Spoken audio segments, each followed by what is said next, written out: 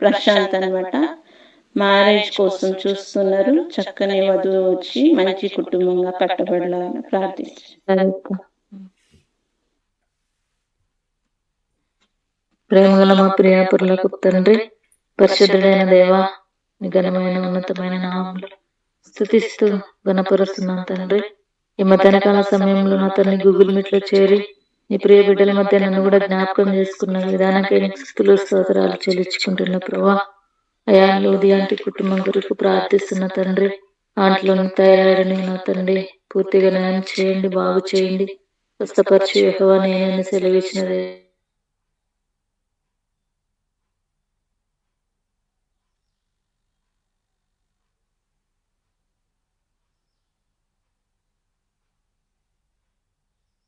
కొరకు ప్రార్థిస్తున్న వివాహం అన్నిటి విషయంలో ఘనమైన సెలవిచ్చిన దేవుడు తండ్రి. నేను మీరు ప్రభావ చక్కగా సంబంధం వచ్చేటప్పుడు కృపలో జ్ఞాపకం చేసుకుని తండ్రి. ఆ కుటుంబాన్ని చేతులు అప్పు చెప్తున్న తండ్రి. కుటుంబాన్ని దీవించి ఆశీర్వదించండి అయా. నా తండ్రి తాతని ప్రభావ ఆయన గూగుల్ మీట్ లో అందరినీ జ్ఞాపకం చేసుకోమని ప్రార్థిస్తున్న తండ్రి.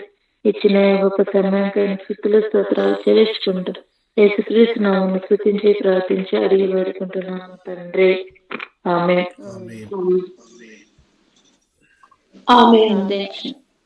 ప్రార్థించిన సిస్టర్ గారికి నా వందనాలు. దేవుని నామానికి మహిమ కలుగును గాక. మన ప్రార్థనలు అయిపోయాయి, సాక్ష్యాలు అయిపోయాయి. దేవుని వాక్యం కూడా మనం వినాలి. ఎందుకంటే మన ఆత్మలకు ఆత్మీయ ఆహారం కూడా అవసరం. కాబట్టి ఈ వాక్యానికి సమయం అయింది. ఆంటీ గారు, విజయలక్ష్మి ఆంటీ గారు, ఈ సమయాన్ని మీకు ఇస్తున్నాం. Thank you. Pastor praise లాడండి.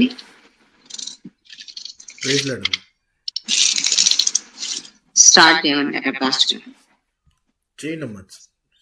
కూడి వచ్చిన ఈ గూగుల్ మీట్ కు కూడి వచ్చిన మీ అందరికి దేవుని నామంలో మీ అందరికి వందనాలండి.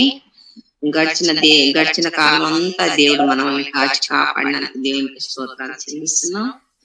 ఏ అర్హత యోగ్యత లేని నన్ను దేవుడు జ్ఞాపకం చేసుకుని ఈ దినము ఈ పరిచర్యలో ఒక పాలి భాగస్త్రాలుగా నన్ను ఉంచి ఒక చిన్న పాత్రగా ఆయన వాడుకుంటున్నందుకు దేవునికి మహిమ కలుగును గాక. దేవుడు మీరందరూ నన్ను జ్ఞాపకం చేసుకుని ఆయన కొరకు నేను బహుగా వాడబడాలని ప్రార్థన చేయండి. మీ అందరికీ వందనాలు.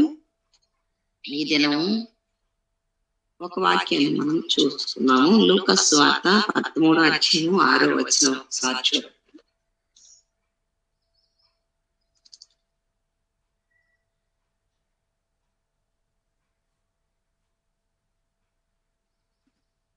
లూకాసు వార్త 13:6. మరియు ఆయన వారితో ఈ ఉపమానము చెప్పెను. ఒక మనిషిని ద్రాక్ష తోటలో అంజూరపు చెట్టు ఒకటి నాటబడి ఉండెను. అతడు దాని పండ్లు వెతక వచ్చినప్పుడు ఏమీ దొరకలేదు. గనుక అతడు, ఇదిగో 3 ఏండ్ల నుండి నేను ఈ అంజూరపు చెట్టున పండ్లు వెతక వచ్చుచున్నాను గాని ఏమీ దొరకలేదు. దీనిని నరికివేయము, దీని వలన ఈ భూమి ఏల వ్యర్థమైపోవాలని ద్రాక్ష తోటమాలితో చెప్పాను. అయితే వాడు, అయ్యా, నేను దాని చుట్టూ త్రవ్వి ఎరువు వేయమట్టు ఈ సంవత్సరం కూడా ఉండనేమో, అది ఫలించినా సరే లేని ఎడల నరికివేయమని అతనితో చెప్పాను.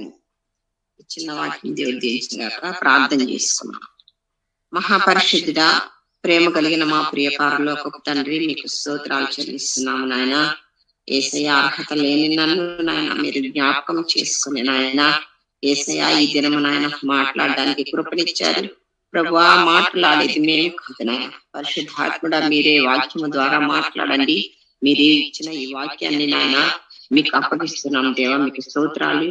పరిశుద్ధాత్ముడా మీరు కార్యాలు జరిగించండి యేసయ్య. మీకు స్తోత్రాలు నాయన. అయ్యా, మాట వెలువడిన వెంటనే వెలుగు కలుగును అన్నావయ్యా. మీ మాటలో సత్యముంది, వెలుగును. యేసయ్య తండ్రి, మనుషులు మాట్లాడితే ఏది జరగదు నాయన.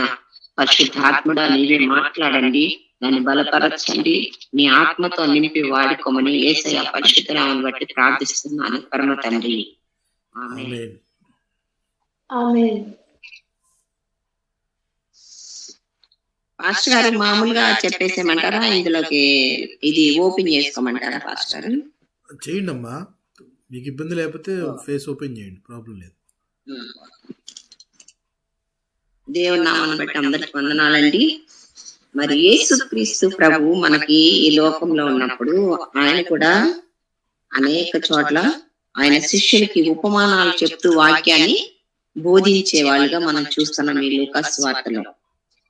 ప్రతి చోట కూడా యేసు ప్రభు ఎందుకు ఈ విధంగా ఉపమానాలు చెప్తూ ఆయన బోధిస్తున్నారంటే, ఆ రోజుల్లో వాళ్ళు ప్రజలు ఎలాంటి వాళ్ళంటే పామరులు, ఎక్కువగా జ్ఞానం లేని వాళ్ళు గనక ఒక ఉపమానము ద్వారా వాళ్ళని ఈ ఉపమానం చెప్తే కథలుగా చెప్తే వాళ్ళు అర్థం చేసుకుంటారనే ఆలోచనతో యేసుక్రీస్తు ప్రభు కూడా ఆ రోజు ఉపమానాలు చెప్తూ ఉండేవాళ్ళు. ఉపమానాల ద్వారా ఆయన బోధిస్తూ ఉండేవాళ్ళు అన్నమాట. ఇప్పుడు ఆ విధంగా లూకాసు వార్తలో ఈ ఉపమానము దేని గురించి అంటే, యేసుక్రీస్తు చెప్తున్నారంటే, ఒక మనిషిని తోటలో ఒక మనిషిని ద్రాక్ష తోటలో అంజూరపు చెట్టు ఒకటి నాటబడి ఉండేది. జనరల్ గా ఒక ద్రాక్ష తోట ఉందంటే అన్ని ద్రాక్ష చెట్లే ఉంటాయి. అవునా, ద్రాక్ష తోటలో ద్రాక్ష చెట్లు మాత్రమే ఉంటాయి, కానీ వేరే చెట్లు ఉండవు. కానీ మామూలుగా కొన్ని చోట్ల ఇప్పుడు మామిడి తోట ఉందనుకోండి, మామిడి తోటలో మనం అనేక రకాలైనటువంటి చిన్న చిన్న వ్యవసాయం చేసుకుంటా ఉంటారు. కొంతమంది ఏం చేస్తారంటే మామిడి తోటలో సపోటాలు వేసుకుంటారు తినటానికి. మళ్ళీ కొన్ని చోట్ల అయితే అదేంటి కింద వరి పొలాలు పండించుకుంటారు. తర్వాత పక్కన ప్లేసుల్లో కంది అలాంటి చెట్లు కూడా వేసుకొని పంటలు పండించుకుంటారు. ఏంటి, మామిడి తోట, కొబ్బరి తోట, అలాంటి పెద్ద పెద్ద తోటల్లో. కానీ ఈ ద్రాక్ష తోటలో ఏముంటాయంటే అంజూరపు చెట్లు, ద్రాక్ష తోట మాత్రమే ఉంటది. కానీ ఆ మనుష్యుడు ఏం చేశాడంటే ఆ తోటలో ఒక అంజూరపు చెట్టును కూడా నాటాడు. అని అంజూరపు చెట్టు వచ్చి ఆ ద్రాక్ష చెట్టు ఏంటంటే ఇశ్రాయేలీయులకు సూచనగా ఉంటుంది. ద్రాక్ష చెట్టు ఇశ్రాయేలుని సూచిస్తుంది, అంజూరపు చెట్టు అన్యులని సూచిస్తుంది. తోటమాలి యేసయ్య, యజమానుడు తండ్రి. అంజూరపు మొక్కలు ఎవరంటే మనమే. ఈ అంజూరపు మొక్కలు ఎవరండి? మనమే. ఈ అంజూరపు మొక్కని ఆయన వేసి తోటలో ఈ ద్రాక్ష చెట్లతో సమానంగా కూడా ఆయన పెంచుతూ వస్తున్నాడు. పెంచుతూ వస్తున్న సమయంలో యజమానుడు ఒకానొక దినమున ఆ స్థలములకు వచ్చి అతడు దాని పండ్లు వెదక వచ్చినప్పుడు ఏమీ దొరకలేదని ఎక్కడికి వచ్చాడు? ద్రాక్ష తోటలో ఉన్నటువంటి అంజూరపు చెట్టు దగ్గరికి వచ్చి సరే కనిపించట్లేదండి, మీరు వెనక పెట్టు. అంజూరపు ద్రాక్ష తోటలోని అంజూరపు చెట్టు యొద్దకి వచ్చారు. ఎవరు? యజమానుడు వచ్చి ఆయన ఎంతో ఆశతో వచ్చారంట. ఎంత ఆశ ఆయనలో ఉన్నదంటే, నాకు ఎంతో చాలా ఆకలిగా ఉన్నాను, నేను ఆకలి కొని ఉన్నాను. ఈ చెట్టు బాగా పచ్చగా ఉంది, ఆకులు చాలా పచ్చగా ఉన్నాయి, పెద్ద పెద్ద ఆకులు వేసింది. దీని దగ్గరికి వెళ్తే నాకు ఆకలి తీరుతుందేమో, పళ్ళుంటున్నాయి మన ఆశతో ఏం చేశాడు ప్రభు? ఆ చెట్లన్నిటినీ, అంజూరపు చెట్టుని చూశాడు. ఎలా చూశాడంటే ఒక్కొక్క ఆకు ఆకు ఆకు ఆకు వెతికి వెతికి వెతికి చూశాడు. కానీ ఆయనకి ఏం కనిపించలేదంట? ఫలాలు కనిపించలేదంట. పళ్ళు వెతక వచ్చినప్పుడు ఏమీ దొరకలేదు, అంటే ఏ ఫలాలు కూడా అతడు కనపడలేదు. అప్పుడు అంటున్నాడు, గనుక అతడు, ఇదిగో 3 ఏళ్ల నుండి నేను అంజూరపు చెట్టు పండ్లు వెతక వచ్చుచున్నాను, కానీ ఏమీ దొరకలేదు. తోటమాలి అంటున్నాడు, నేను ప్రతి సంవత్సరం వస్తున్నానయ్యా, ఈ చెట్టుని చూస్తున్నాను, కానీ నాకైతే ఏమీ దొరకట్లేదు.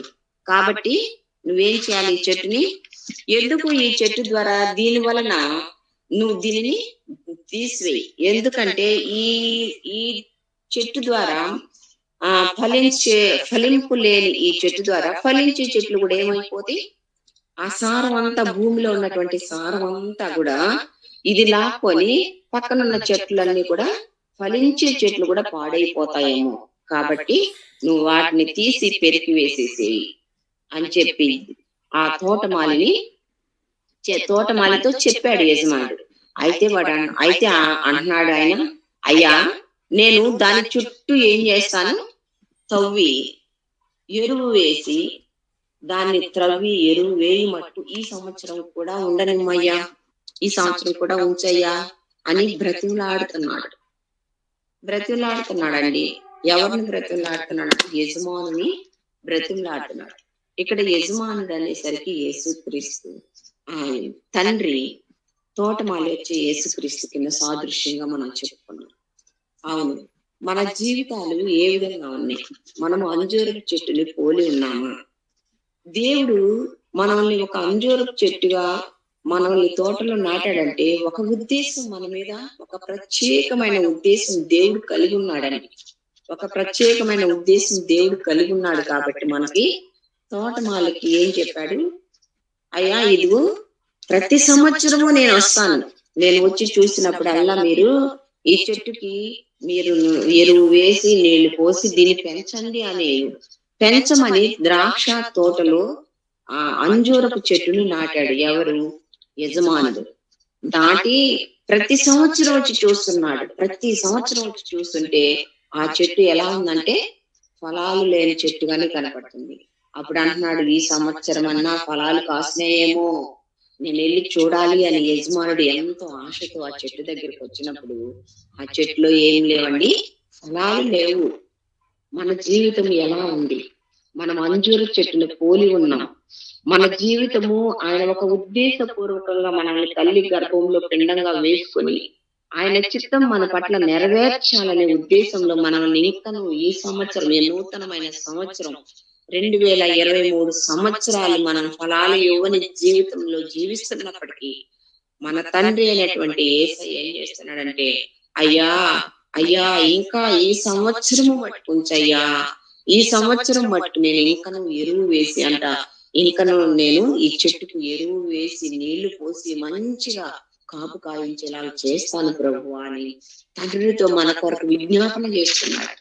ఆయన ఇంకను తండ్రి కుడి పార్శ్వమును కూర్చొని విజ్ఞాపన చేస్తున్నాడు. కాబట్టి మనము ఈ 2024 నూతనమైన సంవత్సరంలోకి మనల్ని ఇంకను దేవుడు దయ, ఆయన కృప చూపించి సజీవు లెక్కలో ఈ సంవత్సరంలోనికి మనల్ని ప్రవేశపెట్టాడండి. మన జీవితం ఎలా ఉందో మనం ఒక్కసారి పరిశీలించుకోవాలండి. అయితే మనం ఎలాంటి జీవితం ఫలిస్తున్నాము? మనలో ప్రతిసారి మనం ఏమనుకున్నా అంటే, నా మంచిగా ఆస్తిలో ఫలించామా, మిద్దెలు మేడలు కట్టుకున్నామా, మన ఈ లోకంలో ఇవన్నీ సంపాదించుకుంటూ ఫలిస్తున్నామా అని అనుకుంటున్నాం. కానీ అది మంచిదే లోకంలో. కానీ మనం ఎలా ఉండాలంటే దేవుని సంతోషపెట్టే ఫలాలు మనలో ఫలించాలని దేవుడు మనల్ని బట్టి ఆశపడుచున్నాడు. ఒకసారి ఇదిగోండి మత్తయి సువార్త 7వ అధ్యాయం ఒకసారి చూడండి. మత్తయి సువార్త 7వ అధ్యాయము 9వ వచనం 19వ వచనం.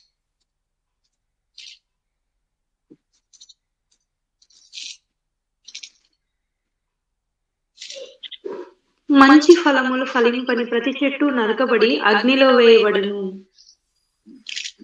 చూసారండి, మంచి చెట్టు, మంచి చెట్టు ఏం ఫలాలు ఫలిస్తుందండి?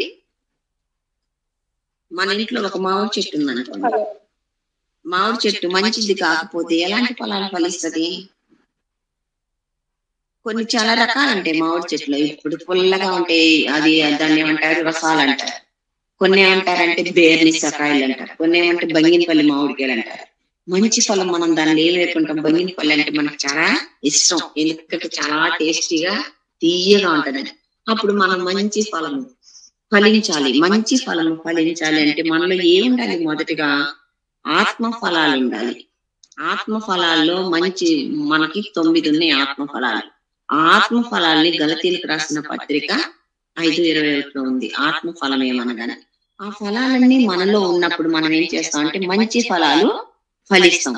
అలాంటి మంచి ఫలాలు ఫలించని వాళ్ళు ఏంటంటే పనికి మాలిన చెట్టు కానీ ఫలములు ఫలించే మంచి చెట్టు కానీ ఫలింపనేరదు.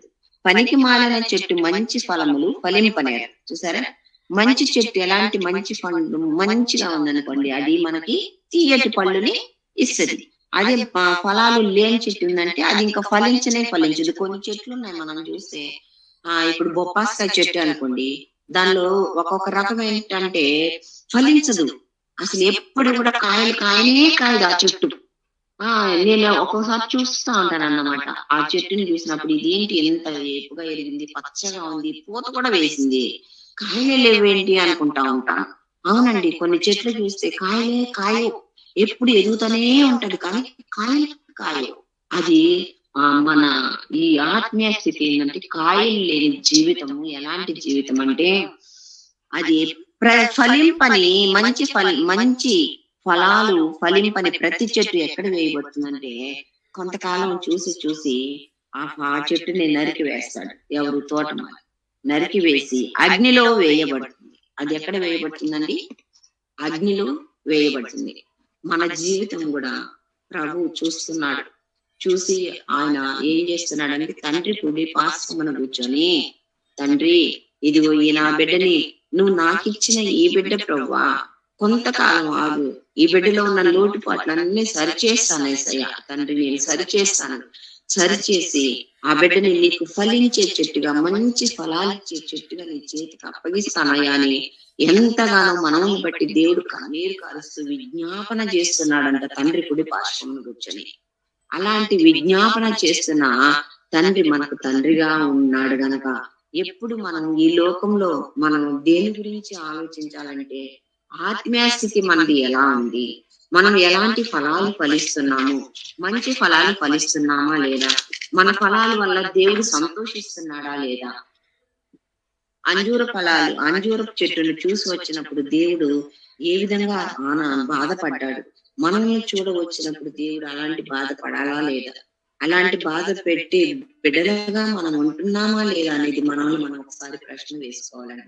అలాంటి ప్రశ్న ప్రతి ఒక్కరు ఈ సంవత్సరం దేవుడు ఎందుకు మనల్ని సజీవ లెక్కలో ఉంచాడు. ఈ సంవత్సరం చూడక ఎంతో మంది గతించిపోయారు, ఎంతో మంది చనిపోయారు, ఎంతో మంది మా ప్రేయర్ బ్యాండ్ లో మొన్న నా ప్రేయర్ బ్యాండ్ లోని ఒక తల్లి చనిపోయింది.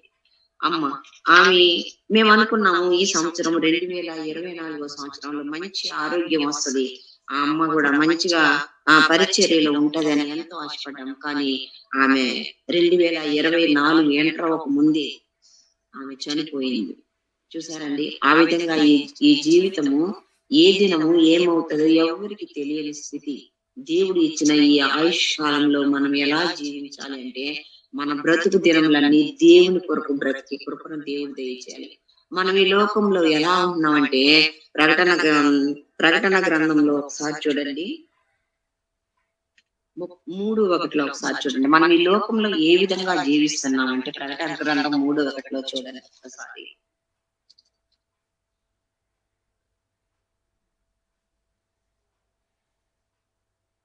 ప్రకటన 3:11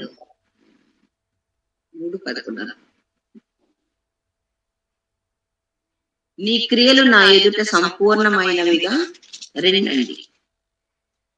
నీ క్రియలు నా దేవుని ఎదుట సంపూర్ణవిగా నాకు కనబడలేదు గనుక జాగరూకుడవై చావనయ్యున్న మిగిలిన వాటిని బలపరచుము. ఏమంటున్నాడు? నీ క్రియలు నా దేవుని ఎదుట సంపూర్ణమైనవిగా కనబడట్లేదు అంటున్నాడు. దేవుని ఎదుట మన క్రియలు ఎలా ఉన్నాయంటే సంపూర్ణమైనవిగా లేవు. అవును, మనం ఈ లోకంలో సంపూర్ణమైన క్రియలు దేవుని కొరకు మనం జరిగిస్తున్నామా లేదా? ఏ విధంగా ఉంది మన క్రియలు? ఈ లోకంలో ఎంతసేపు ఇది సంపాదించాలి, అది సంపాదించాలి, ధనం సమకూర్చుకోవాలి, ఈ పనులు చేయాలి, ఆ పనులు చేయాలి. కొంతమంది ఉన్నారండి, నా పేరుకే బ్రతుకున్నాం గాని అదేంటి వాళ్ళ జీవితం ఎలా ఉందంటే, వాళ్ళ పేరుకే జీవిస్తున్నారు. ప్రతిరోజు వస్తారు, దేవుని సన్నిధికి వస్తారు, ప్రతి ఆదివారం వస్తారు, బైబిల్ పట్టుకొని వస్తారు, వాక్యం వింటారు, మరలా వెళ్తారు. ఇంటికి వెళ్ళిన తర్వాత వాళ్ళ క్రియలు ఎలా ఉంటున్నాయి అంటే దేవుని వాక్యానుసారంగా ఉండవు. ఎందుకు ఆ విధంగా వాళ్ళు వస్తున్నారు? ఎవరిని మెప్పించడానికి వస్తున్నారు? ఎవరు చూస్తున్నారు? ఎవరు మనల్ని చూడట్లేదని వస్తున్నారా? లేదంటే మేము దేవుని సన్నిధికి వస్తున్నామని అనేకలు ప్రజలను మెప్పించే బిడ్డలుగా మేము ఉండాలని వస్తున్నారా? దేవుడు ఒక మాట అన్నాడు, నీవు మనుషులను మెప్పించే వాడిగా ఉంటే శాపగ్రస్తం, మనుషులు మెప్పించేవాడైతే నువ్వు శాపం పొందిన వాడు అవుతావు అని చెప్పి వాక్యం సెలవిస్తుంది. మనుషులు చూస్తున్నారని, మనుషులు ఎదుటే మన క్రియలు మంచిగా ఉండాలని మనం ఈ జీవితంలో బ్రతుకుతూ నటిస్తున్నామేమో, అది మంచి ఫలాలు ఫలించే చెట్టుగా మనం ఉండమన్నమాట. మంచి ఫలాలు ఫలించే చెట్టు ఏ విధంగా ఉంటుందంటే ఆత్మీయ స్థితిలో ప్రతి దినము కూడా మనం ఎదుగుతూ దేవుడు మనల్ని చూడవచ్చినప్పుడు మనం చూస్తే ఎంతో ఆనందించాల. బడానా మంచి నమ్మకమైన దాసుడా అనే మాట మనం అనిపించుకోవాలి. అప్పుడు మనల్ని దేవుడు పుట్టించినందుకు ఆయన ఎంతో ఆనందిస్తాడు, ఇదిగో నేను ఈ బిడ్డని ఎంతగానో కష్టపడి నేను కానీ నా బిడ్డ కొరకు ఎంత విజ్ఞాపన చేసి కన్నీరు కార్చానో ఆ కన్నీటికి తగిన ప్రతిఫలాన్ని నేను అనుభవిస్తున్నానని మన తండ్రి మనల్ని బట్టి ఆనందించే దేవుడిగా ఉండాలండి. అలాంటి జీవితం మనం కలిగి ఉండాలని దేవుడు కోరుకుంటున్నాడు. మనం గనక ఫలింపని అంజూరపు చెట్టు లాగుంటే చూస్తాడు. ఆ తోటమాలి బ్రతిలాడుతున్నాడు, అయ్యా ఈ సంవత్సరం కూడా ఉండని అయ్యా, ఈ ఒక్క సంవత్సరం అవకాశం అయ్యా, ఈ ఒక్క సంవత్సరం నేను ఆ చెట్టుకి చక్కగా తవ్వి నీళ్లు పోసి ఎరువు వేసి ఉప్పు వేసి రకరకాల రసాయనికాలు గాని రకరకాల ఎరువులు గాని వేసి మంచిగా ఫలించేటట్టు నేను చేస్తానని చెప్పి యజమానుని ఏ విధంగా తోటమాలి బతిమలాడుతున్నాడు, ఆ విధంగా మన తండ్రి మన గురించి బతిమలాడుకున్నాడయ్యా. ఈ ఒక్క సంవత్సరం ఈ 2024 సంవత్సరం కూడా నా బిడ్డకు అవకాశమే అయ్యా, నా బిడ్డ మారుతుందయ్యా, నా బిడ్డ మారు మనసు పొందుతుంది, తన క్రియలన్నీ మంచి క్రియలుగా మార్చుకుంటుందయ్యా అని మనల్ని బట్టి దేవుడు తండ్రి యొద్ద విజ్ఞాపన చేస్తున్నాడట. ఆ విజ్ఞాపనకి మనం తండ్రి దగ్గరికి వెళ్ళినప్పుడు యేసుక్రీస్తు దగ్గరికి మనం వెళ్తున్నాం, వాక్యాన్ని చదువుతున్నాం, ప్రార్థన చేసుకుంటున్నాము. మన క్రియలు ఎలా ఉన్నాయి, మనం ఎలాంటి జీవితం జీవిస్తున్నాము, మనం దేవుని మెప్పించే జీవితం జీవిస్తున్నామా లేక ఈ లోకంలో మనం మనుషులను మెప్పించే జీవితం జీవిస్తున్నామా? యోహాను సువార్త 15:6 కూడా ఒక్కసారి చూద్దాము. మనం యోహాను సువార్త 15:6.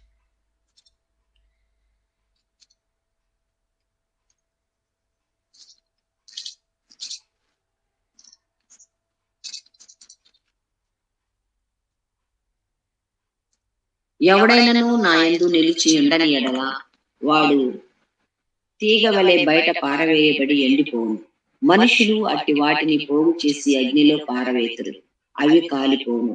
నా యందు మీరును మీ యందు నా మాటలను నిలిచి ఉండిన ఎడల మీకేది ఇష్టమో అడుగుడి, అది మీకు అనుగ్రహింపబడును. మీరు బహుగా ఫలించడం వలన నా తండ్రి మహిమపరచబడును, ఇందువలన మీరు నా శిష్యులు. చూసారండి, మనం ఎలా ఉండాలంటే ఆయన యందు నిలిచి ఉండాలి. ఎప్పుడైతే మనం ఆయన యందు నిలిచి ఉంటామో బహుగా ఫలిస్తామంట. మనం బహుగా ఫలిస్తే ఎవరికి నామానికి మహిమ? యేసుక్రీస్తు నామానికే మహిమ. ఇప్పుడు ఆ సహోదరి సాక్ష్యం చెప్తుంది, మేము ఎంతగానో టెన్షన్ పడ్డామండి, మేము ఎంతగానో ప్రార్థన చేసుకున్నాం, నా కుమార్తెకు RRBలో జాబ్ వచ్చిందని. అది ఎవరికి మహిమ? దేవునికి మహిమ. ఎప్పుడు మనం ఆయన యందు నిలిచి ఉన్నప్పుడు ఆయన మన పట్ల చేసే కార్యాలు, అప్పుడు మనల్ని ఆయన బయట తీసి పారవేయడు, తీగను పారవేసినట్టు. ఫలింపని ప్రతి తీగ బయట పారవేయబడుతుంది, అది తీసి అగ్నిలో కాల్చబడుతుంది అంటున్నాడు. అలాగ మనల్ని కాల్చబడము మనం అలాగ తీసి పారవేయలేడు మన తండ్రి మనల్ని. ఎప్పుడు పారవేయలేడంటే మనం ఆయనలో నిలిచి ఉన్నప్పుడు, ఆయన మాటలు మనలో ఉన్నప్పుడు. మనం ప్రతిదినం ఆయన మాటల్ని నెమరు వేసుకుంటాడు. ప్రతిదినము ఆయనకి కృతజ్ఞత హృదయాన్ని కలిగి మనం జీవించాలి ప్రతి విషయంలోనూ. అందుకే అంటున్నాడు, ఇప్పుడు కుష్ఠ రోగుల్ని 10 మంది వచ్చారు ఆయన వద్దకి. 10 మందిని దేవుడు కనికరమ కలిగిన దేవుడు, ప్రేమ కలిగిన దేవుడు కనుక 10 మందిని కూడా బాగు చేశాడు. ఏమన్నాడు? 10 మందిని కూడా అయ్యా మీరు శుద్ధులవుట నాకు ఇష్టమే అంటున్నాడు. మీరు శుద్ధులు అవ్వండి అన్నాడు. వాళ్ళు శుద్ధులు అయిపోయి బాగైపోయి దారిలో వెళ్తుండగానే బాగైపోయారు. బాగైపోయిన వెంటనే వాళ్ళలో ఎవరు వచ్చారండి తిరిగి? ఒక వ్యక్తి వచ్చాడు తిరిగి. ఎవరు వచ్చారు? ఒక వ్యక్తి తిరిగి వచ్చాడు. మిగిలిన 9 మంది ఏమైపోయారు? మిగిలిన 9 మంది ఎలా ఉన్నారంటే ఈ అంజూరపు చెట్టును పోలినట్టున్నారు. ఎందుకంటే వాళ్ళు ఆ భూమిలో అంజూరపు చెట్టు ఏ విధంగా భూమిలో సారం తీసుకుంటూ తనకి అవసరంగా పచ్చగా బ్రతుకుతుందో ఆ విధంగా దేవుడు చేసిన మేళ్లను వాళ్ళు ఏం చేశారంటే అనుభవించి కృతజ్ఞత లేని భావంతో దేవుని మర్చిపోయి వెళ్ళిపోయారు. అంటే కొంతమంది ఉంటారండి దేవుని అవసరాలకే వాడుకుంటారు, అవునా కాదు?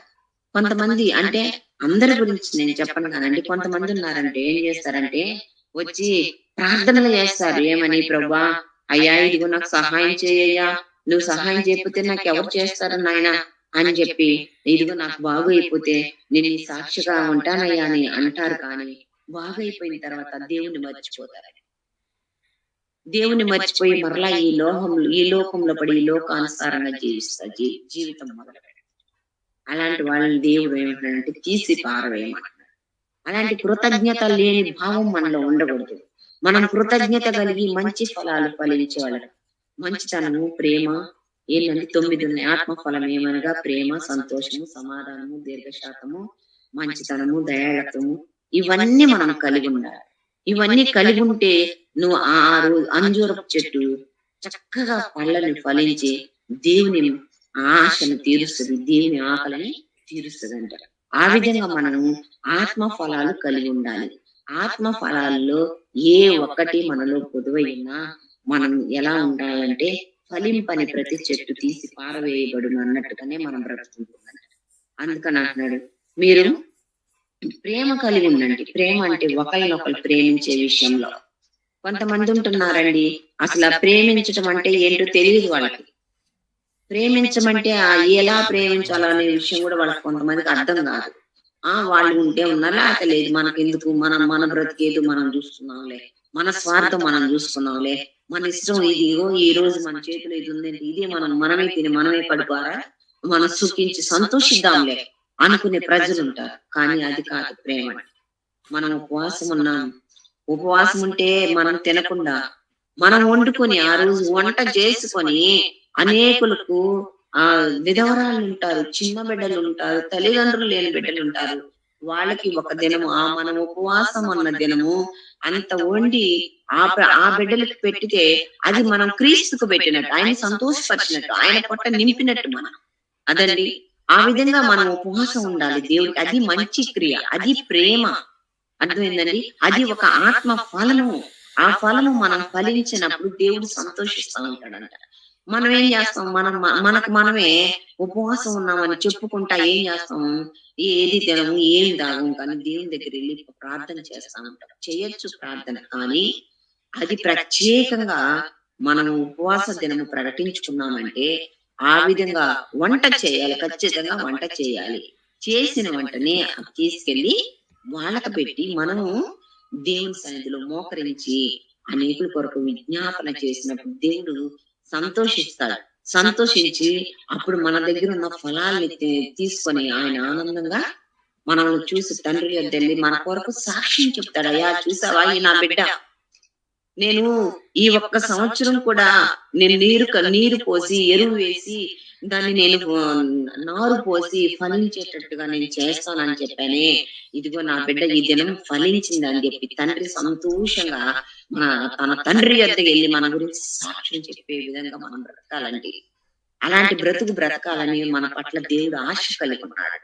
అలాంటి బ్రతుకు ఎవరైతే బ్రతుకుతారో వాళ్ళు దేవుని సన్నిధిలో నిత్యము వెలిగే తారల వలె ఉంటారంటున్నాడు దేవుడు. అలాగే ఇంకొక వాక్యం కూడా మనం చూస్తున్నామండి.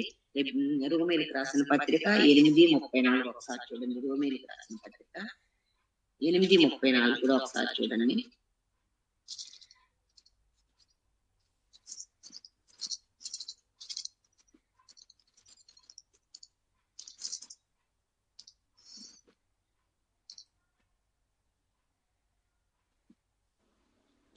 శిక్ష విధించువాడెవడు?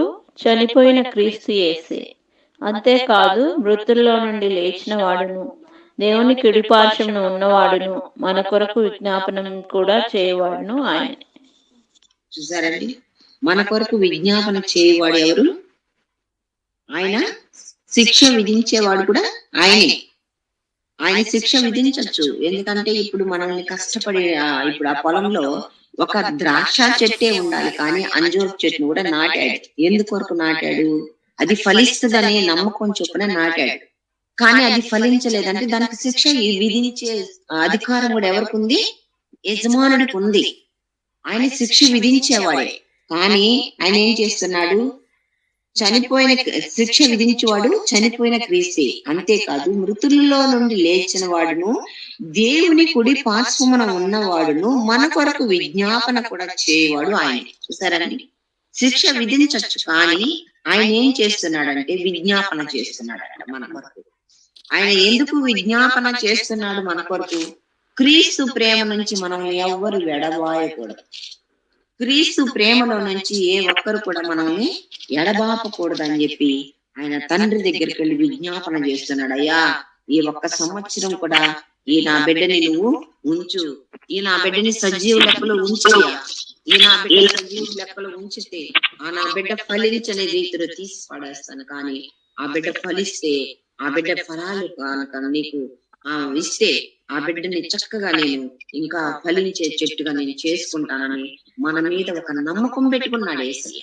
మన మీద నమ్మకం పెట్టుకొని మనల్ని దేవుడు మన పక్షంగా ఆయన విజ్ఞాపన తండ్రి యొద్ద కుడి పార్శ్వమున కూర్చొని విజ్ఞాపన చేస్తున్నాడంట మన తండ్రి. ఎవరు? యేసుక్రీస్తు ప్రభు.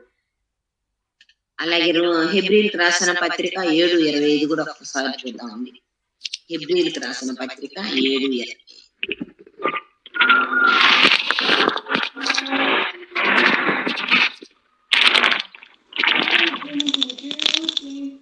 ఈయన తన ద్వారా దేవుని యొద్దకు వచ్చి వారి పక్షమున విజ్ఞాపన చేయుటకు నిరంతరము జీవించుచున్నాడు గనుక వారిని సంపూర్ణంగా రక్షించుటకు శక్తిమంతుడు. చూసారండి, ఈయన నిరంతరము జీవించేవాడు. ఎవరు? యేసయ్య. యేసయ్య నిరంతరము జీవిస్తున్నాడు కనుక ఆయనకి శక్తి ఉంది. దేనికి? రక్షించడానికి ఆయన శక్తిమంతుడు. మనకి లోకంలో రక్షణ ఇచ్చేది ఏదంటే యేసుక్రీస్తు ప్రభు తప్ప ఏది మనకి లోకంలో రక్షణ దేని ద్వారా కూడా లేనే లేదు. ఈ రక్షణ మనం పొందుకోవాలి అంటే యేసుక్రీస్తు ఒక్కడే మనకి దేవుడుగా ఉన్నాడు. ఆ దేవుణ్ణి మనము ధరించుకున్న బిడ్డలము ఏ విధంగా జీవించాలి అంటే ఆ ద్రాక్ష తోటలో నాటబడిన అంజూరపు చెట్టు. మనం ఈ ద్రాక్ష తోటలో ద్రాక్ష ఫలింపకపోతే మనం ఎలా ఉంటామంటే తీసి పారవేయబడతాం. అలాంటి పారవేసే స్థితిలో మనం ఉండకూడదు. ఎప్పుడైనా సరే దేవుడు మనం ఫలించే బిడ్డలుగా ఉండాలి. ఈ లోకంలో ఈ సంవత్సరము 2024 సంవత్సరంలో మన జీవితంలో మనం ఎన్నో చేసామండి. మనం తెలియకుండా చేసినవి ఉన్నాయి, తెలిసి చేసినవి ఉన్నాయి. అబద్ధాలు ఆడేమో, నోటి ద్వారా మాటలు గాని, చేతుల ద్వారా గాని, చూపుల ద్వారా గాని మనం ఎన్ని చేసామో. ఎవరికన్నా మనము కోపంగా ఉండి ఎవరితోనన్నా మనం విరోధంగా ఉండి మాట్లాడని స్థితి మనలో ఉందేమో ఒక్కసారి మనం సరి చేసుకోవాలండి. అవునండి, కొంతమంది ఏంటంటే ఒకే చోట ఉంటారు, చుట్టుపక్కల ఒక ఏరియాలో ఉంటారు, కానీ ఒకరితో ఒకళ్ళు పలుకోరు. అది అసమాధానం ఉంటదండి. అక్కడ యేసు ప్రభు ఉండడు. సమాధానమునకు అధిపతి షాలేము రాజు. ఆ సమాధానం లేకుండా కొంతమంది ఏం చేస్తారంటే ఆ సమాధానం హృదయాల్లో వాళ్ళకు ఏలుబడి చేయదు, కానీ వాళ్ళు వాత వేయబడిన మనస్సాక్షి కలిగిన వాళ్ళు ఏం చేస్తారంటే బల్లారాధనలోకి వెళ్ళిపోయి చేతులు పెడతారు. చూసారండి, అది ఎంత పొరపాటు, ఎంత తప్పు వారికి తెలియదు. మనం సమాధానం లేకుండా దేవుని బలలో చేయి పెట్టచ్చా అనే ఆలోచన వాళ్ళకి రాదు. వాళ్ళు అలాంటి వాళ్ళని దేవుడు చూస్తున్నాడు. మనలో ఎవ్వరు కూడా ఆ విధంగా ఉండకూడదండి. ప్రతి ఒక్కరు సమాధానం కలిగి ఉండాలి. ఒకరంటే ఒకరు ప్రేమ కలిగి ఉండాలి.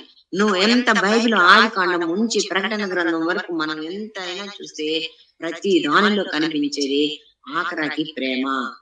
దేవుడు ఎన్ని తేల్చాడంటే ప్రేమ అన్నిటికంటే శ్రేష్టమైనది ప్రేమ. ఆ ప్రేమను మనం చూపించగలిగితే, ఆ ప్రతి ఒక్కరు కూడా ప్రేమ కలిగి మనం ఈ లోకంలో జీవించగలిగితే దేవుడు మనల్ని చూసి ఎంతో సంతోషిస్తాడంట అన్నాడు. మనం గనక అలాంటి జీవితము జీవించకపోతే ఆ ఫలింపని అంజూరపు చెట్టు యొక్క దేవుడు ఏమన్నాడంటే, ఇదిగో ఇప్పుడే ఏమైంది, గొడ్డలి చెట్టును మొదటిలో ఉంచబడింది, సమయం లేదు, దినములు చెడ్డవి, సమయం కొంచెమే ఉన్నది. ఈ కొంచెం ఉన్న సమయంలో మనం ఏం చేయాలంటే దేవుని కొరకు ఫలించాలని దేవుడు మాట్లాడుతున్నాడండి. అందుకనే మీరు ఫలింపని ఎడల తీసి పారవేయండి అంటున్నాడు. తీసి పారవేస్తే అగ్నిలో పాడవేసి పక్కన వాళ్ళు అవి పడవేసిన పొలాలు ఏం చేస్తారంటే తీసుకెళ్లి పొయ్యిలో పెట్టుకుని కాల్చి వేస్తారు. మన జీవితము పొయ్యిలో పెట్టి కాల్చివేసే స్థితిలో మనం ఉండకూడదు. దేవుడు మన పొరపాట్లన్నీ క్షమించాడు. మన స్థితిని అంతటిని మర్చిపోయాడు. మనల్ని గతించిన జీవితాన్ని అంతటిని, పాపాన్ని ఏదైనా సరే ఆయన మర్చిపోయి ప్రేమతో మనల్ని క్షమించి మరలా ఈ 2024వ సంవత్సరంలోనికి మనల్ని తోటమాలి బతిమలాడాడయ్యా, ఈ ఒక్క సంవత్సరం కూడా ఉంచయ్యా, ఈ ఒక్క సంవత్సరం నేను దానికి నీరు కట్టి ఎరువు వేసి దాన్ని సాగు చేస్తానయ్యా, లేదంటే అప్పుడే నువ్వు నరికి వేద్దు కానీ తండ్రి యొక్క విజ్ఞాపన చేస్తున్నాడు మన కొరకు యేసుక్రీస్తు ప్రభు. రోమేలికి రాసిన పత్రిక 2వ అధ్యాయం 4వ వచనం ఒకసారి చూద్దాం. రోమేలికి రాసిన పత్రిక 2వ అధ్యాయము 4వ వచనం. దేవుని అనుగ్రహము మారు మనసు పొందుటకు నిన్ను ప్రేరేపించుచున్నదని ఎరుగక ఆయన అనుగ్రహ ఐశ్వర్యమును సహనమును దీర్ఘశాంతమును ధృవీకరించువా అంటున్నాడు దేవుడు. నీ కాఠిన్యమును మార్పు పొందని నీ హృదయమును అనుసరించి ఉగ్రత దినమందు అనగా దేవుని న్యాయమైన తీర్పు బయలుపరచబడు దినమందు నీకు నీవే ఉగ్రతను సమకూర్చుకొనుచున్నావు.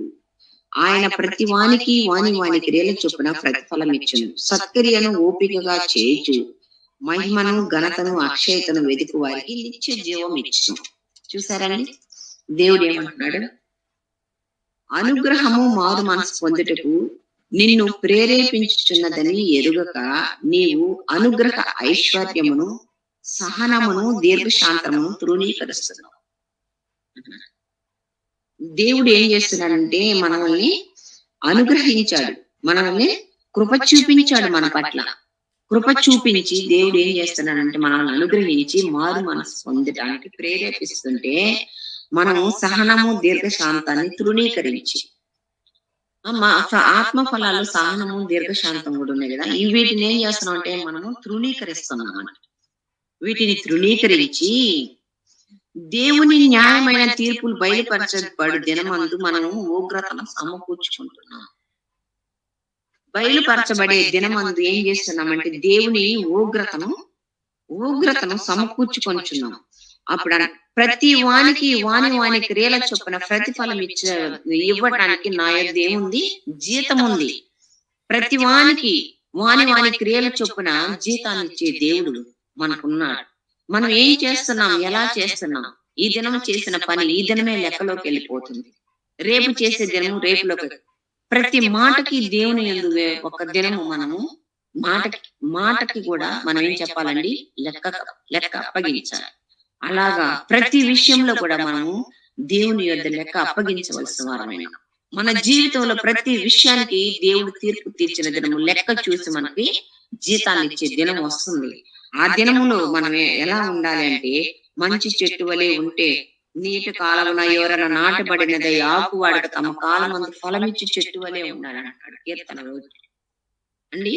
నీటి ఓరన అది నాటబడినప్పుడు ఎలా ఉంటుందంటే ఎప్పుడు పచ్చగా ఉంటది. పచ్చగా ఉండటమే కాదు గాని ఎప్పుడు ఫలాలు ఇస్తా ఉంటది, తగిన సమయంలో తగిన కాలంలో. ఇప్పుడు వేసవి కాలం వచ్చింది అనుకోండి, మామిడి పళ్ళు ఫలిస్తుంది. మరి చలికాలం వచ్చింది అనుకోండి, అంజూరపు పళ్ళు చెట్టు అయితే అంజూరపు పళ్ళు. శీతాకాలం వచ్చింది అనుకోండి, సీతాఫలం చెట్టు అయితే సీతాఫలం. ఆ విధంగా ఏ సమయాలలో ఏ చెట్టు ఏ విధంగా ఫలించాలో ఆ విధంగా ఫలించాలి అంటే అది ఎక్కడ ఉండాలండి? నీటి ఎవరన్నా నాటబడి ఉండాలి. నీరు పరిశుద్ధాత్మ దేవునికి గుర్తుగా సూచనగా ఉంది. ఆ పరిశుద్ధాత్మని యొద్ద మనం గనక జీవిస్తుంటే దేవుడు మనలో ఎప్పుడు ఫలాలు, పరిశుద్ధాత్మ దేవుడు ఫలాలని ఆయా సమయాలలో ఫలింపడానికి ఆయన ఏం చేస్తాడంటే ప్రేరేపిస్తా ఉంటాడంట. ప్రేరేపించి ఆయన దీర్ఘశాంతాన్ని మనకి సహనాన్ని ఐశ్వర్యాన్ని అన్నిటినీ మనకు దయచేస్తా ఉంటాడు. కానీ మనం ఏం చేస్తున్నామంటే నీటి ఎవరన్నా మనం ఉండకుండా అక్కడక్కడ వెళ్ళి చాలలో ఎండిపోయిన చాలల్లో పడి మొలిచినట్టుగా మన స్థితి ఉండి ఎండిపోయిన కర్రల వలె ఉంటూ ఆ సహనాన్ని విడిచిపెట్టి దీర్ఘశాంతాన్ని విడిచిపెట్టి మనకు అనుగ్రహించే ఒక ఐశ్వర్యాన్ని కూడా మనం, ఈ లోక ఐశ్వర్యం కాదండి, అది ఆధ్యాత్మికమైనటువంటి ఐశ్వర్యాన్ని కూడా మనం విడిచిపెట్టి ఈ లోకంలో సంపాదిస్తా ఉంటాం. ఈ లోకంలో దాని కొరకు మిద్దెలకి మేడలకి వాళ్ళు సంపాదించారు, వాళ్ళు మిద్దెలు కట్టారు, మనం కట్టాలి, వాళ్ళు ఇంత సంపాదారు, వీళ్ళు ఎంతసేపటికి లోకపరంగా చూసుకుంటూ ఆ వ్యక్తిని ఈ వ్యక్తిని పోల్చుకుంటూ మనం జీవిస్తా ఉంటాం. కానీ మనలో ఆత్మ ఫలాలు ఫలించే మనసుందా లేదా? పరిశుద్ధాత్మ దేవుడు మనలో ఉన్నాడా లేదా? మనం నీటి ఎవరన్నా నాటబడిన చెట్టు వలె ఉన్నామా లేదా అని మనల్ని మనం పరీక్షించుకోవాలి. మనల్ని మనం పరీక్షించుకుంటానికి ప్రతి సత్క్రియను ఓపికగా చేస్తూ ఆ మహిమ ఘనత అక్షయతను వెతుకు వారికి ఆయన ఏమిస్తాడంటే నిత్య జీవాన్ని ఇస్తానన్నాడు. ఏమిస్తాడు? నిత్య జీవాన్ని ఇస్తాను.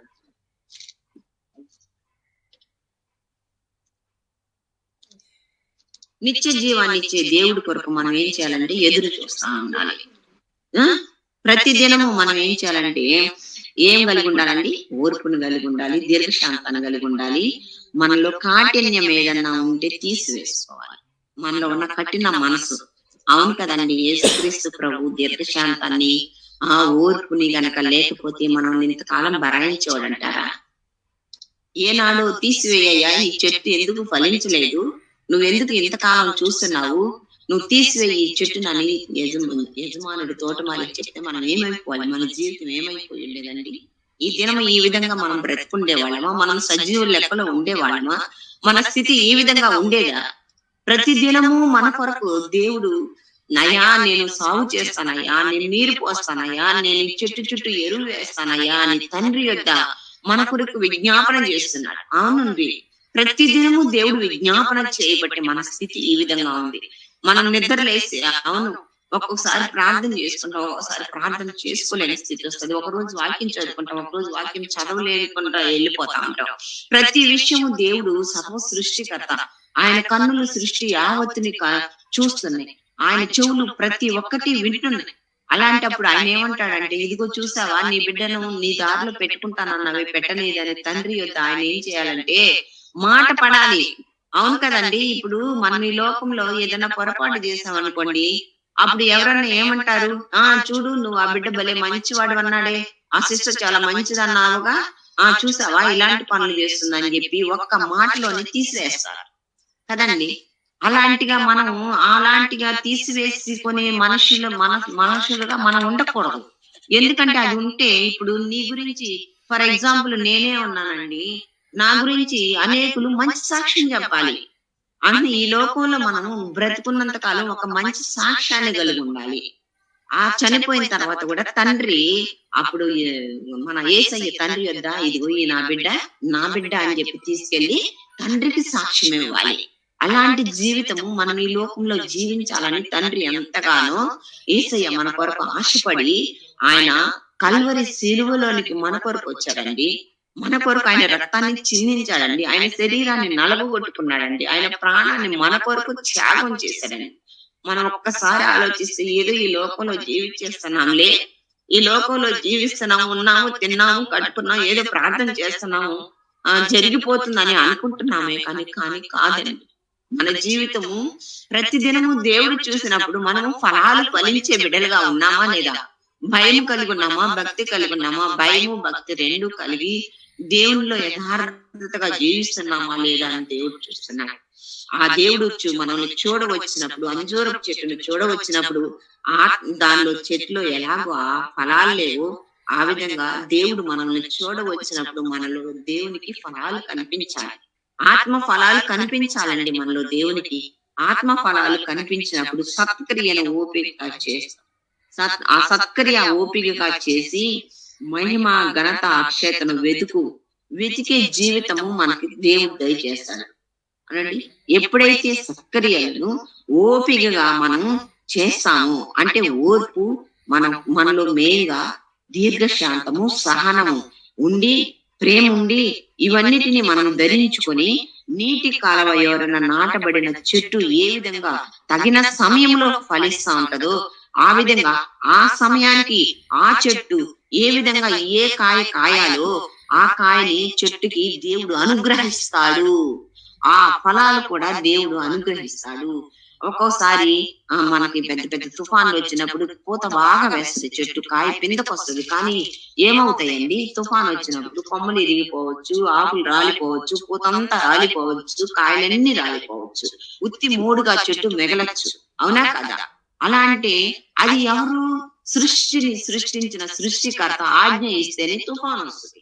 ఆయన ఆజ్ఞ లేనిదే ఏది కూడా, నీళ్లు సముద్రంలో నుంచి ఒక్క బొట్టు కూడా పైకి రావాలి. దానికి ఎందుకు ఆనకట్ట వేశారు కదండి. అందుకని అన్నాడు, జలములలో బడి నేను వెళ్ళిన నా మీద పారవన్నాడు. అర్థమైందండి? మనము ఆ సముద్రము పొంగి రాదంట. ఆయన ఆజ్ఞ లేనిదే సముద్రము ఒక అడుగు కూడా పొంగి బయటకు రాదు. దానికి ఆజ్ఞ ఇచ్చాడు, ఇదిగో సముద్రమా, ఇంతవరకే నీ హద్దు, నువ్వు ఇక్కడ ఉండు అని దేవుడు ఆజ్ఞ ఇచ్చాడు. ఆజ్ఞని ఈ సృష్టి కనుక మేరట్లేదు. ఈ ఆజ్ఞని దేవుడు ఇచ్చిన ఆజ్ఞ సృష్టి మేరట్లేదు కానీ దేవుడు ఆయన నోటి మాట ద్వారా కలిగించుకున్న సృష్టి అయితే దేవునికి లోబడింది కానీ ఆయన కష్టపడి ఆయన చేతితో ఎంతో ప్రేమతో చేసుకున్న ఈ మనుషుడంట దేవుని మాటకు లోబడనొల్లని వాడుకో. ప్రతి దినము లోబడిన నొల్లని వారి వైపు నా దినమెల్లా ఈ చేతులు చాచి ఉంచాడు యేసయ్య. ఎంత బాధ, ఎంత కష్టపడి, ఎంత వేదన మన కొరకు ఆయన అనుభవించాడు. ఒక్కసారి మనం జ్ఞాపకం చేసుకోవాలండి. అవును ప్రభువా, నువ్వు నా కొరకే కదా, నేను చేసిన ఈ చెడ్డ పనులకి, నేను చేసిన ఈ అబద్ధాల క్రియలకి, నేను చేసిన ఏదైనా సరే మనల్ని మనము ఒక్కసారి విమర్శించుకుని, నా కొరకే నాయన నువ్వు ఈ కల్వరి శిలువలో నీ ప్రాణాన్ని కూడా నాకు ఇచ్చావు ప్రభువా, నా కొరకే ప్రాణాన్ని త్యాగం చేశావు అయ్యా, నేను ఇక నుంచి ఈ 2024 సంవత్సరం నన్ను దయా కిరీటాన్ని నాకు ఇచ్చావు కనుక ప్రభువా, ఇక నుంచి అయినా నా బ్రతుకు మార్చుకుంటాను, నా మనసు మార్చుకుంటాను, నా క్రియలు మార్చుకుంటాను. నేను దీర్ఘశాంతం, ఓపిక, సత్క్రియలు చేస్తూ నాయన నువ్వు నన్ను చూడ వచ్చినప్పుడు నాలో మంచి ఫలాలు ఫలించాలి, ఫలించే కృపను దయచేయాలి. దేవుని యొద్ద మనం అందరం కూడా అలాంటి కృపను దయచేయాలని దేవుని అడగాలని మనం దేవుడు మనకి ఇచ్చిన ఈ అవకాశాన్ని బట్టి దేవునికి స్తోత్రాలు చెల్లిస్తున్నాను. ప్రతి ఒక్కరు కూడా ఈ చిన్న విషయంలో ప్రతి ఒక్కరు కూడా దీర్ఘశాంతం కలిగి ఉండాలా, సహనం కలిగి ఉండాలా. అలాగే మనలో కాఠిన్యం ఏదన్నా ఉంటే కాఠిన్యం అనే మనసు మెయిన్గా మనలో ఉండకూడదండి. కాఠిన్యాన్ని తీసివేసుకోవాలి. జాలి కలిగిన మనసు ఉండాలండి మనలో. దేవుడు దయామయుడు, జాలి కలిగిన వాడు. ఆయన జాలి మన పట్ల చూపించుకుని ఉంటే మనం జనం ఇలా ఉండేవాళ్ళం కాదు. అందుకని క్రీస్తుకు కలిగిన మనసును మీరు కూడా ధరించుకోండి అన్నాడు అపోస్తలుడంట పౌలు. అన్నారు, ఇదిగో క్రీస్తును పోలి నేను నడుచుకున్నట్లు నన్ను పోలి మీరు నడుచుకోండి అని సెలవిచ్చారు. ఆ విధంగా మనం క్రీస్తు కలిగిన మనసు మనలో ఉండాలి. క్రీస్తు మనసు మనలో ఉన్నప్పుడు దేవుడు అన్నాడు, ఇప్పుడు కొంతమంది అన్యులు ఉంటారండి, వాళ్ళు తెలియకుండానే అపోస్తల కార్యాలు 10వ అధ్యాయంలో ఉంటుంది, ఆయన ఎవరండి? కొర్నేలు. ఆయన అన్యుడే, కానీ ఏం చేశాడు? ఆయన ధర్మ కార్యములు నా వద్దకు వచ్చినాయి అన్నాడు. యేసుప్రభువు సాక్ష్యం ఇచ్చాడు. ఆయన బట్టి నీ ధర్మ కార్యములు నా యొద్దకి వచ్చినాయి అని సాక్ష్యం ఇస్తున్నాడు. అన్యుడే, కానీ ఆయన హృదయం ఎలా ఉందండి? ఆయన చేసే కార్యాలు ఎలా ఉన్నాయండి? ఆయన మంచి ఫలాలు ఇచ్చి చుట్టుగా ఉన్నాడా లేదా? మనం ఆ విధంగా మన కార్యాలు ఎలా ఉండాలి? మన జీవితం ఎలా ఉండాలి? మనం చేసే ప్రతి పని దేవునికి అనుకూలంగా ఉందా? మనం దేవునికి నమ్మకంగా ఉన్నామా? ప్రార్థించే విషయంలో గాని, ఒకరికి హెల్ప్ చేసే విషయంలో గాని, ప్రతి విషయంలో మనం దేవునికి నమ్మకంగా ఉన్నామా? ఆయన మనకు అప్పగించిన పనిలో మనం ఎలా ఉన్నాము అనేది ప్రతి ఒక్కరము మనకు మనము ఒక్కసారి సరి చేసుకొని ఆలోచించుకోవాలండి. ఆ విధంగా దయతో ఆలోచించుకోవాలి. దీర్ఘశాంతాన్ని కలిగి ఉండాలని ఈ దినము ఈ 2024 సంవత్సరంలో కూడా దేవుడు మనకు దీర్ఘ ఆయుష్నిచ్చి ఇంకను ఎందుకు సజీవుల లెక్కలో ఉంచాడంటే మనం ఫలించే చెట్లుగా ఉండాలని ఆయన చిత్తమై ఉన్నది కదండి. మనం ఫలించే చెట్లుగా ఉండాలని ఇంకా తండ్రి వద్ద విజ్ఞాపన చేస్తున్నాడు. కాబట్టి మనం అందరం కూడా ఫలించే చెట్లుగా ఉన్నామా లేదా? మనం ఫలించే చెట్లుగా ఉంటే మనము కాఠిన్యమైన మనసుని తీసివేసేసి మన హృదయంలో జాలి, దయ అలాంటి దేవునికి కలిగిన గుణాలు మనం కలిగి ఉంటే మనకి ఏదంటే నిత్య జీవం. మనకేం కావాలండి? నిత్య జీవం. సత్క్రియలు మనం ఓపికగా చేస్తున్నప్పుడు మనకి ఎలా ఉంటదంటే నిత్య జీవం ఇస్తాడు దేవుడు. మనం ఈ లోకంలో మనం ఎంత కాలం బ్రతికినా అక్కడ దాని కొరకే కదా మనం బ్రతుకుతున్నాం. ఈ లోకంలో ఈ లోకంలో ఎలా జీవిస్తున్నామంటే మన నిరీక్షణ ఏంటి? నిత్య జీవమే మన నిరీక్షణ, పరలోకమే మన నిరీక్షణ. మనము అందుకొరకే మనం ఈ లోకంలో జీవిస్తున్నాం, దాన్ని పొందుకుంటాం కొరకే. దాన్ని పొందుకోవాలి అంటే మనం ఎలా ఉండాలంటే మంచి ఫలాలు ఫలించే చెట్టుగా ఉండాలి. మంచి ఫలాలు ఫలించే చెట్టు ఏంటంటే ఆత్మ ఫలాలు మనలో కలగాలి. ఖచ్చితంగా ఆత్మ ఫలాలు ఉండాలి. ఆత్మ ఫలాలు కలిగిన వాడు నీటి కాలువ యోరన నాటబడిన ఆ చెట్టు వలె ప్రతి సంవత్సరం ఆయా కాలాలకు తగినట్టుగా ఫలిస్తూనే ఉంటాడు. అలాంటి ఫలాలు ఫలించిన ప్రతి ఒక్కరు కూడా నిత్య జీవంలోకి తీసుకెళ్తాడు దేవుడు. ఆయనే స్వయంగా తండ్రి మనల్ని తీసుకుని తన చేయి పట్టి తీసుకుని వెళ్ళి అన్నాడండి. మరి నాకైతే తెలియదు కానీ ఒక మాట చెప్తున్నాను. ఏసన్న గారు మీకు తెలిసే ఉంటది కదా, చెప్తున్నాను. ఈసన్న గారంట చనిపోయిన తర్వాత ఆయన ఆత్మని ఆయన ఆ మహిమ శరీరంతో యేసుక్రీస్తు ప్రభు సాక్షాత్తు సింహాసనం యొద్ద నుంచి లేచి వచ్చి ఏసన్న గారిని తీసుకుని చేయి పట్టి తీసుకుని వెళ్ళాడంట.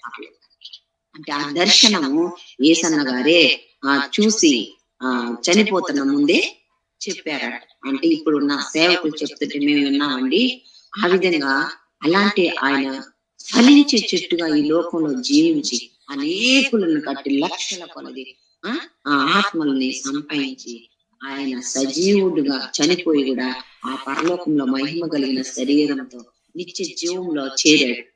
అలాగా మనం కూడా ఈ లోకంలో జీవించినంత కాలము ఈ మనుషుల కొరకు కాదు, కానీ మనుషులను మెప్పు పెట్టే వాళ్ళంగా, మనుషులను తృప్తి పెట్టే వారంగా, మనుషుల మాటల్ని విని మనుషులు మనల్ని చూసి అదేంటి మెప్పు పొందాలి, మనల్ని చూసి వాళ్ళు మెచ్చుకోవాలి అని చెప్పి మనుషులు వైపు చూడక యేసయ్య మనల్ని చూసినప్పుడు మనం ఏ విధంగా ఉన్నాం, ఆయన హృదయాన్ని సంతోష పెట్టే వాళ్ళగా ఉన్నామా లేదా అని మనం ఆ మంచి ఫలాలు ఇస్తే ఆయన తిని తృప్తిపడి సంతోషిస్తాడు కదా. అందుకని మనం ఆయన వచ్చినప్పుడు సంతోషించాలి, మనల్ని చూసి మన ప్రభు ఆనందించాలి. అలాంటి జీవితం మాకు కావాలని మనమందరం కూడా ఈ దినము దేవుని సన్నిధిలో ప్రార్థించుకోవాలండి. ఈ చిన్న వాక్యాన్ని దేవుడు తన వెనుకడిలో ఫలింప చేసి దీవించి ఆశీర్వదించును గాక. ఆమేన్. ఆమేన్. చక్కటి వాక్యాన్ని అందించిన ఆంటీ గారికి నా వందనాలు. నిజంగా ఆయనలో ఫలింపకపోతే మనం ఇంతగా దేవునిలో ఉండి కూడా వేస్తే, ఎందుకంటే నాలో ఫలింపని ప్రతి తీగను తీసి పారవేస్తా అంటున్నాడు కదా. ఆయన యందుండి మనం ఫలించే వారంగా ఉండులాగున దేవుడు మనల్ని కాపాడాలని మనం ప్రార్థిద్దాం. దెబోరా అమ్మగారు వందనాలండి. చెప్పబడిన వాక్యం నిమిత్తము అందరిలో ఈ వాక్యం ఫలించులాగున, అలాగే 10th class, inter, degree, BTech